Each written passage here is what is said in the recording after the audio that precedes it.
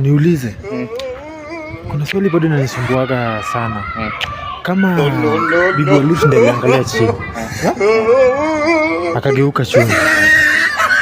Sasa ingekuwa mwanaume mwenyewe, Lut mwenyewe amegeuka chini. Watu wangesema alikuwa anageuka kuangalia nini? Maybe matako, juu unajua tu wanaume akigeuka obvious wanaangalianga anyash. So kitu kama hiyo. Sasa yeye mwenyewe bibi wa Lut naye alikuwa anaangalia nini? Ule?